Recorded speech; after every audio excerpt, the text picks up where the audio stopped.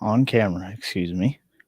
Happy Friday the 13th, boils and ghouls. Welcome to the September 13th, 2024 edition of CP Sports.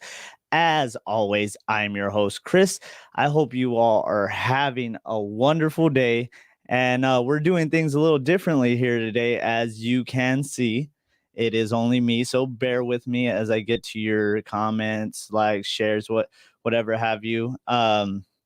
So I guess let's go ahead and get this thing kicked off. Let me do a quick scroll down here so I can get to my music. And I probably have the best thing for this right now. Here we go. Anyway, let's go ahead and dive in. Shoot, I don't know how loud this is. I didn't even think of that. Let me turn that down. Y'all let me know if it gets too loud or whatever have you. But I appreciate you all tuning in. And I hope y'all are having a great Friday. Once again, happy Friday the 13th. One of the best days of I wouldn't say the year because it's not all the time. But anyway, one of my many favorite holidays, such as Halloween, as you can tell.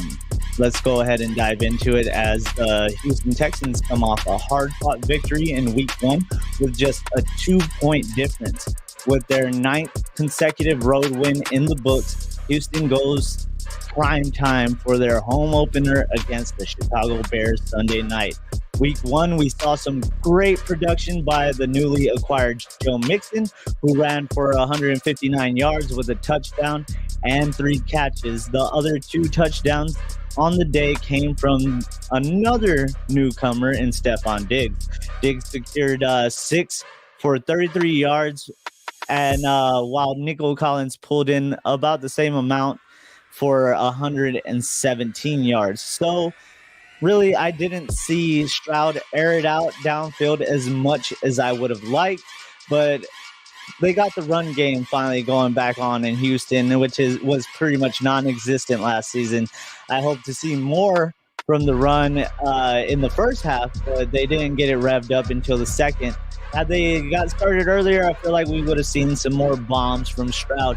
Now, CJ still had a pretty decent day, completing 24 of 32 for 234 yards and 2 touchdowns. The nagging issue was the O-line. I've been saying this for years. They need to work on that offensive front.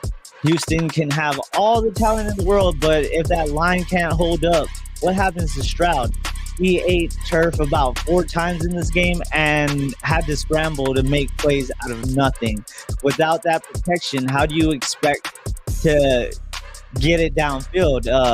I'll give them credit where credit is due. The offensive line created some big holes for Mixon to run the ball down Indy's throat.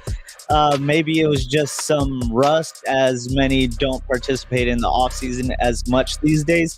I thought I'd see more from the defense as well, especially with how much they've worked on that side, but they gave up some huge plays. Hopefully we see it get a little more tightened up this Sunday night, and they'll show out in the home opener. I can only hope. Now, Coach D'Amico Ryans was pleased with what he saw from the latest 2 additions, saying, quote, "Those guys go out and make plays no matter what the situation is." Like, when you can count on those guys to make plays, it's huge for our team. Not just our offense, but what they did for the entire team, providing the energy they did for our team. It's outstanding, end quote. Now, Chicago will be missing, or might possibly be missing, 2 of their key offensive players going into Houston Sunday night. Wide receiver Rome Odunze missed practice this week with a MCL sprain, which he endured in last week's game. And Keenan Allen missed practice due to a heel issue that's been bothering him for a few weeks. So they're going to need to conjure up some type of miracle, I feel, to pull this one off, which I doubt they will. But Houston has their own injuries as well, with corner Jeff Okudah, who was placed on IR with a hip injury, and tight end Dalton Schultz, who missed practice with an ankle injury. Houston and Chicago take the field Sunday night on NBC. Now, let's get back into it. Chicago, or excuse me, the Dallas Cowboys made light work of the Browns in their 33-17 win. Cleveland still hasn't seen any glimmer of the Deshaun Watson of old, as he threw 2 interceptions, was sacked 6 times, had several overthrows, and held the ball too long at times. Now, Cowboys QB Dak Prescott went into the game with a newly signed contract, making him the highest paid player in the NFL history, with an average of $60 million per season in his 4-year, $240 million deal. Now, Dak completed 19 of 32 for 179 yards and a touchdown to Brandon Cooks, as opposed to Watson's 24 for 45 with 168 yards and a TD. Zeke got a touchdown in his return, and the only other touchdown came from a 60-yard punt return by Kevontae Turpin, which was beautiful if you didn't catch it. The Cowboys meet the Saints, who are coming off a huge victory themselves, but to be fair, it was the Panthers. This time they'll have a more even matchup with the Cowboys. It all goes down Sunday afternoon, or Sunday at noon. Will Dak Prescott prove his worth with the contract he signed? What do you think? I mean, he's the best QB on paper when it comes to the regular season. But what happens after that? He hasn't been able to seal the deal when it matters. There's QBs out there getting paid less than Dak, and they have rings. Then again, you can say the same thing for Deshaun Watson, who's now the second highest paid QB, and he fell off when Houston got rid of him. So it's really up in the air when you're talking about contracts, because you never know who's going to flop and who's going to prove themselves. I really hope Dak does prove himself with this contract. He's an amazing quarterback when it comes to the regular season. I just need to see him get over the hump in the playoffs. Now, someone who really showed their worth this week was Xavier Worthy, who showed off his record-breaking speed. Worthy had 2 catches for 47 yards with a TD, along with 1 carry for a 21-yard touchdown. But a member of the Bengals secondary didn't seem too impressed ahead of their meeting Sunday with cornerback Cam Taylor-Britt, who was asked about the quality of that Worthy adds to KC, stating, quote, "Speed, that's about it. He can run straight, run jet sweeps, and just run straight. He can't do much else. So that's about it," end quote. So there's some fighting words there, and we'll have to wait and see if he can back that up in Sunday's game. I'm definitely looking forward to this one, seeing how these two match up, and if Worthy will burn him downfield, trying to prove himself even more. Now, last night, the Bills spanked Miami.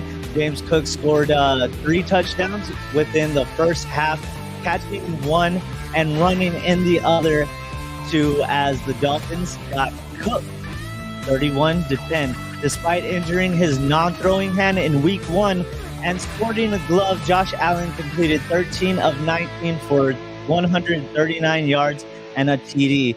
Tua was 17 for 25 with 145 yards and a touchdown. He also threw 3 picks, though, and before leaving, he also threw 3 picks before leaving in the third with a concussion suffered after taking a hit from DeMar Hamlin. Dolphins coach Mike McDaniel said they'll be taking it day by day, saying, quote, "Right now it is more about getting the proper procedural evaluation, and taking it one day at a time.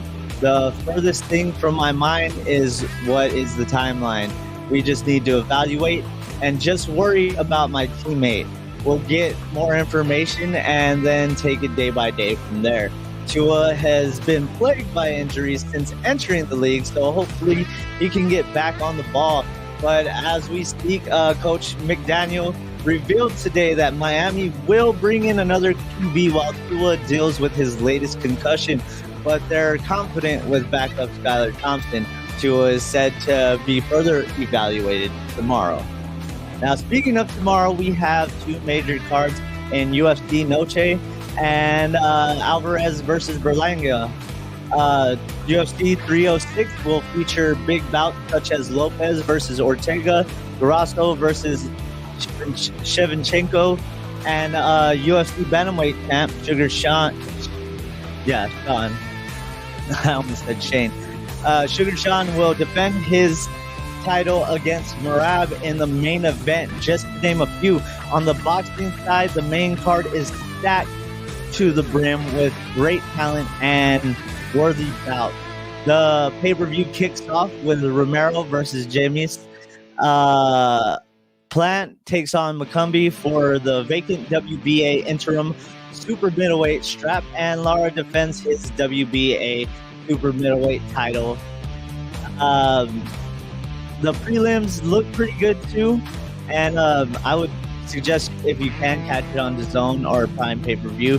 It's a massively stacked weekend in sports, and it all starts today with a little bit from TNA, who have Victory Road going down right here in San Antonio tonight, where we'll see Nick Nemeth defend the TNA World Championship against Moose. Dorian Grace will defend her knockout strap against Wendy Chu of NXT, which I'm loving what they're doing with Wendy Chu, not making her that little, they're still putting her in pajamas and stuff like that. I don't care for that, but I do love how they put Rosemary in the mix of NXT, or in the mix with NXT, with that whole TNA NXT going on. It's a great thing for not only Rosemary, but Wendy Chu herself. I just really wish I would have seen the old Wendy Chu of old when she was Meijing, and they didn't really do anything with that. I feel like that would have meshed better with Rosemary. It was great to see Rosemary in NXT. Honestly, I got emotional myself just seeing her there, because I've always said Rosemary deserves the spotlight, and it's nice to see her getting some of that spotlight. Granted, it's not on the WWE main roster, but it's still in some way with WWE. Now, Josh Alexander goes against Joe Hendry, which Alexander turned heel recently, which I'm loving. I always enjoyed heel Alexander when he was in the North, things like that. And since Joe Hendry has been going after All Ego Ethan Page, I'm hoping possibly we see the North reunion going on, maybe. All Ego comes out and helps Josh Alexander, his former teammate in the North, and we'll see where it goes from there. I don't know if Alexander will like that, if they'll end up going the route of having Alexander versus All Ego Ethan Page later, possibly doing something where they do join forces and end up breaking up over something, maybe an argument. Josh Alexander loses a match and gets angry. Something to that extent would be nice to see.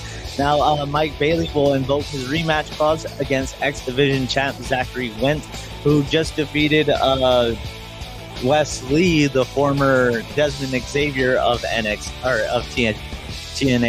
Now Wes Lee in NXT, and they had their whole debacle, and I like where they went with it. I don't know if it's done. I don't think it should be done right now. I think they should still further expand on that. They could with this match.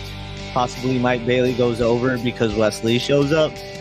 From what I've heard, there's a lot of surprises going into not only Victory Road, but into NXT. So I'm hoping we do see more of this team or collaboration flourish. And we'll see two tag team matches to start the night, with Masha Slamovich and Alicia Edwards taking on Spitfire, Jody Threat, and Danny Luna. If Spitfire loses, they must disband. So that will be a short-lived run for the, I would say they're kind of new tag team. I doubt that they'll lose just because of the simple fact that they must disband if they lose. There's been some cracks shown within the system, which consists of Slamovich, Alicia Edwards, Eddie Edwards, Moose, and Brian Myers. And Moose obviously is in the championship picture. I would love to see Moose gain the title again, but I don't see that happening with Nick Nemeth being champion, especially so soon. But Eddie Edwards and Brian Myers are going to try and get the tag team straps again, which they lost to the Ace and Bay connection, ABC. Chris Bay and Ace Austin will be defending their championships against the System's Eddie Edwards and Brian Myers, which I'm hoping ABC retains, but I could see them making a case for the System having another run. We'll have to wait and see where that goes. Now AEW ran all out on Saturday, but I didn't catch it. There was about 2 to 3 matches I really cared to watch. And really, I'm not about to sit through another 12-match overly booked card. Just 2 weeks ago, they ran All In, and I was fighting to stay awake, and that was an 11-match card. I believe it's just becoming too much, and not only is the roster overly saturated, so are these cards. So there's going to have to be something that I really want to see to actually tune into one of these. Other than that, I'm just going to catch the matches I want to watch wherever I can catch them. Now, one of the biggest stories in wrestling comes from the move of SmackDown to USA. Starting October 7th, Monday Night Raw is cutting down to 2 hours, and SmackDown is said to extend to 3 hours, which WWE wanted to do for a while now, but couldn't due to Fox having the local news on after SmackDown. And speaking of SmackDown, the August 23rd episode was the last time we saw Roman Reigns, who was attacked by the Bloodline. Well, now Reigns is being advertised for Survivor Series, so you would think War Games is imminent. If that is the case, will we see Jimmy return? Will the Usos rejoin the original Tribal Chief? If so, who will be their fourth? Or will we just see him join forces with the biggest baby faces such as Cody, KO, Randy, and so on? That's normally how they do it, but hopefully that is not the case. I do want to see a reunion of the original Bloodline take on the new Bloodline.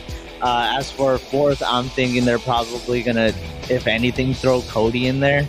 But I'd rather see an all Bloodline showdown, and just for it to happen at War Games is the best way to do it. And I've been saying this since this storyline started.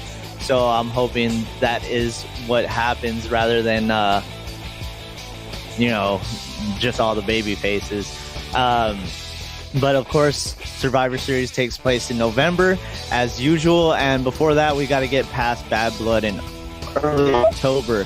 And it's also being said that tonight's SmackDown on USA, which they're premiering on USA tonight, has lots of surprises. So maybe we'll see this Bloodline story develop further tonight. We'll just have to wait and see. I'm hoping possibly seeing Jimmy return, and maybe being torn between whether he should join Roman or not, and leading that up to Survivor Series. Hopefully we'll get more answers. And just before I go, since this is just a short episode with me, I didn't want to go too far off since it's just my voice. I don't want to bore you guys. But before we go off air, I did want to mention a few games releasing this week that you should be on the lookout for. Now, I've been wanting to play Harry Potter Quidditch Championship or Quidditch Champions recently. I just haven't got around to it. I honestly haven't really been on my PS5, and recently I've just been trying to, for some reason, I don't know, I felt like platinuming Borderlands 3. So I've been on Borderlands 3 a lot recently, and I'll just have to make time for Quidditch Champions here soon. That one released earlier in October. I wish we were in October already. September on the 3rd.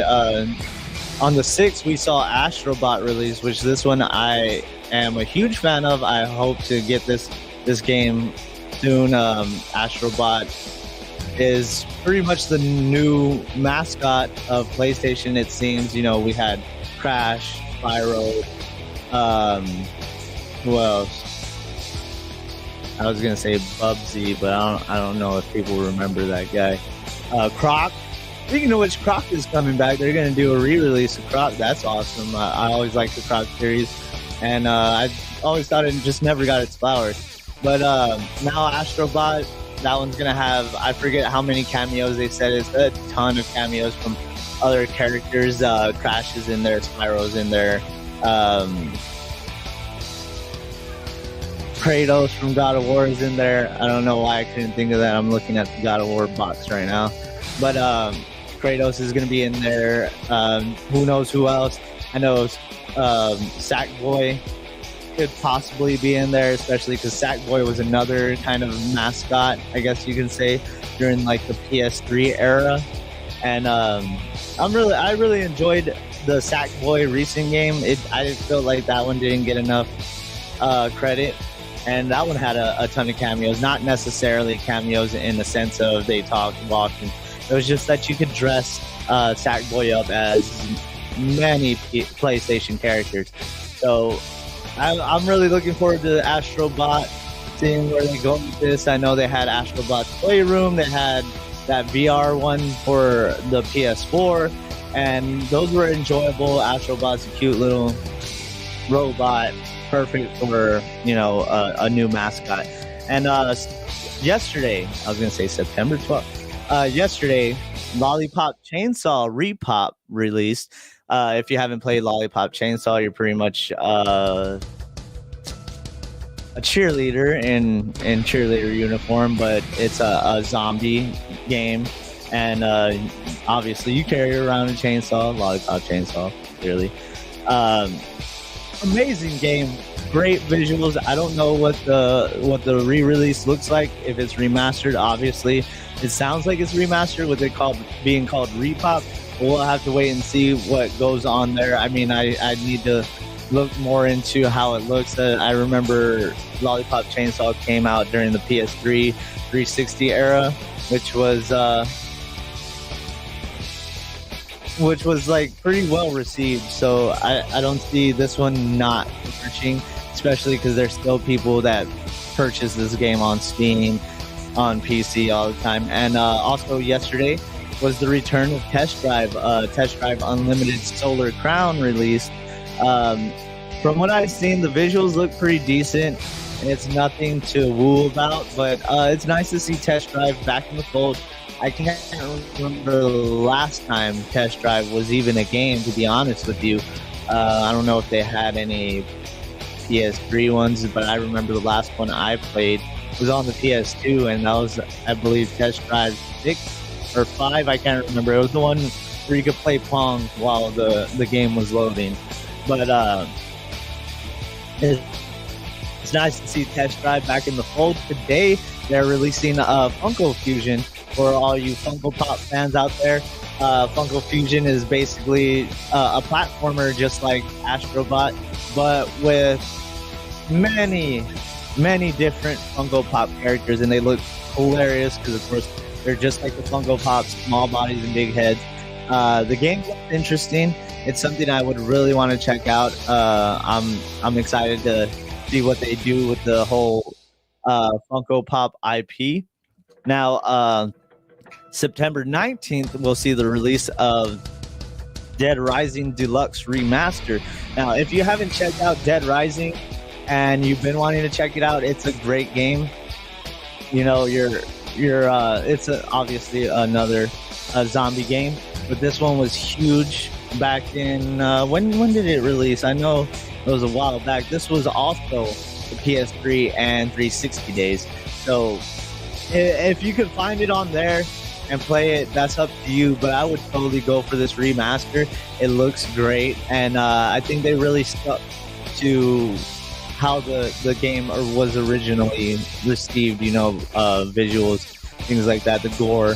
Also, last but not least, September 24th, Disney's Epic Mickey Rebrushed is going to be released. I did play the demo recently, and it looks a lot better than what I remember.